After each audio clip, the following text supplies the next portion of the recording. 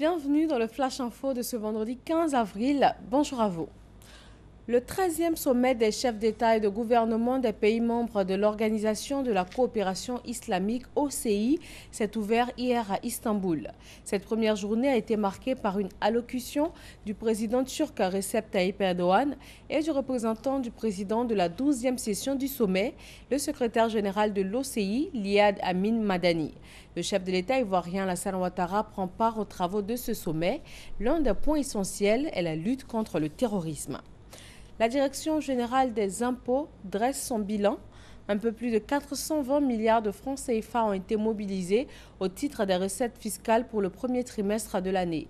Ce chiffre a été donné lors du séminaire bilan et d'analyse en vue de mieux aborder le deuxième trimestre. Parlons des procédures de dédouanement des articles et bagages à l'aéroport international Félix Houphouët-Boigny d'Abidjan. Elle rencontre incompréhension et désaccord des usagers. Hier jeudi, le directeur général des douanes a fait des éclairages sur la question. En Côte d'Ivoire, on fouille et on scanne. J'ai même entendu dire qu'on peut fouiller autant de fois qu'on veut à l'aéroport. Plus de souvenirs pour nos proches. Et plus de « achète-moi ci, achète-moi ça » quand on revient de voyage de l'étranger. Ces informations circulent sur les réseaux sociaux depuis mars dernier. Des usagers de l'aéroport Félix Houphouët-Boigny se plaignent de la procédure de dédouanement des bagages accompagnés. Ils disent payer des taxes qu'ils ne devraient pour des effets personnels. Ils ont l'impression de subir de nouvelles mesures relatives au contrôle des bagages à l'arrivée à l'aéroport. Pourtant, ces mesures existent depuis. Elles découlent d'une décision de 1974 et de deux circulaires, la 1315 du 2 mai 2006 et la 1322 du 6 juin 2006. Il ne s'agit nullement de traquer qui que ce soit pour le dépouiller de ces souvenirs qu'il ramène. Il y a des seuils que la réglementation précise. C'est lorsque vous êtes au-delà de ces seuils-là que vous êtes soumis à taxation. Pour le directeur général des douanes, le contrôle strict des bagages est dû aux exigences liées à la certification de la direction des services aéroportuaires et à la lutte contre la fraude. C'est de faire en sorte que des abus ne soient pas commis, que sous couvert d'effets personnels ou de souvenirs à offrir, des importateurs ne fassent des importations fractionnées pour venir alimenter le circuit commercial intérieur et livrer ainsi une concurrence déloyale aux commerçants locaux. Le Code des douanes date de 1964.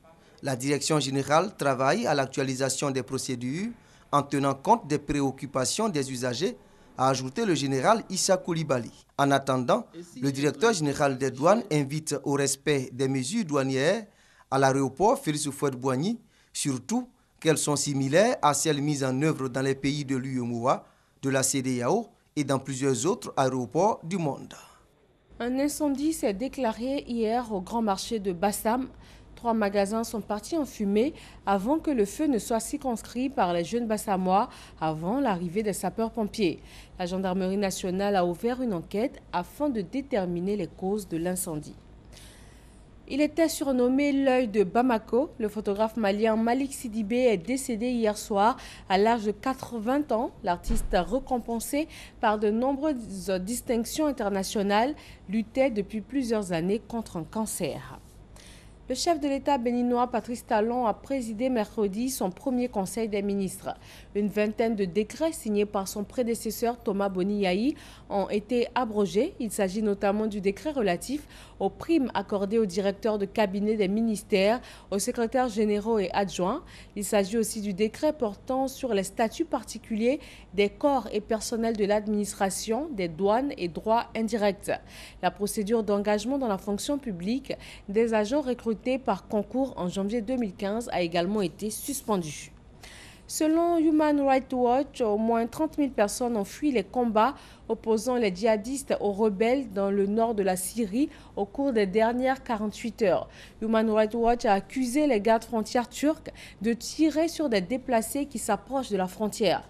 L'organisation appelle la Turquie à ouvrir la frontière. Aux États-Unis d'Amérique, débat houleux entre Hillary Clinton et Bernie Sanders à 5 jours de la primaire démocrate cruciale de l'État de New York. C'était au cours de leur face-à-face hier soir sur CNN. Merci de rester avec nous sur RTI 1. Très bon vendredi à tous.